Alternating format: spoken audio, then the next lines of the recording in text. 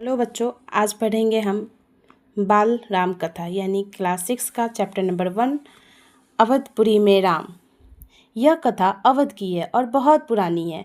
अवध में सरयू नदी के किनारे एक अति सुंदर नगर था अयोध्या। सही अर्थों में दर्शनीय, देखने लायक, भव्यता जैसे उसका दूसरा नाम हो। अयोध्या में केवल राजमहल भव्य नहीं था, उसकी एक एक इमारत आलीशान थी। आम लोगों के घर भव्य थे, सड़कें चौड़ी थी, सुंदर बाग बगीचे, पानी से लबालब भरे सरोवर, खेतों में लहलहाती हरियाली, हवा में हिलती फसलें सरयू की लहरों के साथ खेलती थी। अयोध्या हर तरह से संपन्न नगरी थी। संपन्नता कोने अंतरे तक बिखरी हुई, सभी खुशी सुखी, सब समृद्ध। दुख और विपन्नता को अयोध्या का पता नहीं मालूम था, या उन्हें नगर की सीमा में प्रवेश की अनुमति नहीं थी। पूरा नगर विलक्षण था, अद्भुत और मनोरम। देखा जाए तो यह कथा में यही कहा गया है कि अवध जो है वो अवध में एक सरयू नदी है जिसके किनारे एक बहुत ही सुंदर नगर बसा हुआ है, वो है अयोध्या। जो कि अयोध्या सिर्फ देखने में ही खूबसूरत नहीं, वहाँ के घर मकान और देखा जाए तो वहाँ की महलें भी काफ़ी ज़्यादा भव्य थी।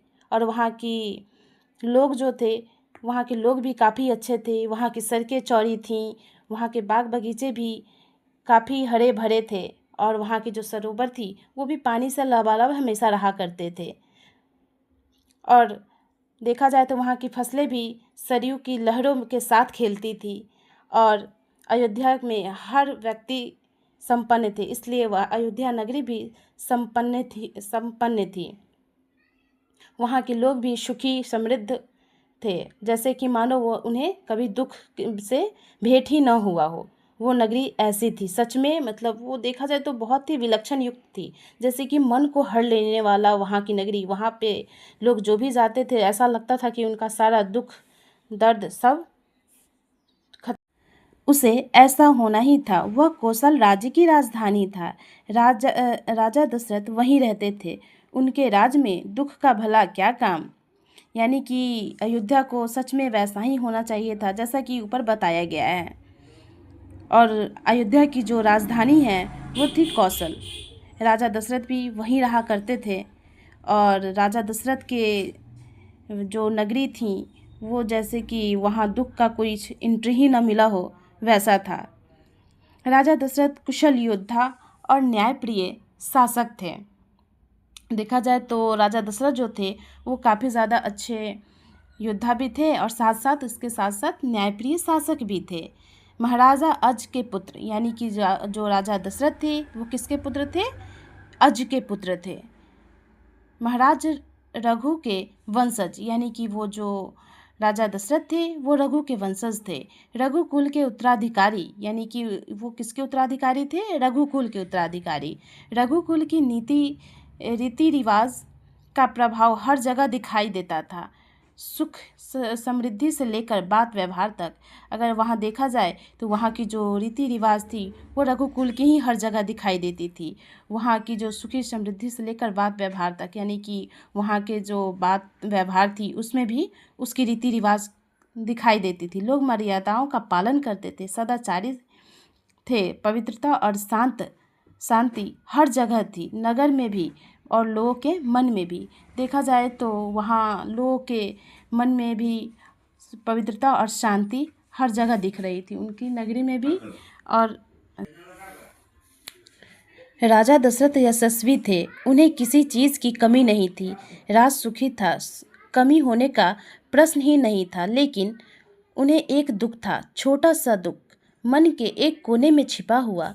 वह रह रह कर उभर आता था, उन्हें सालता रहता था। उनके कोई संतान नहीं थी।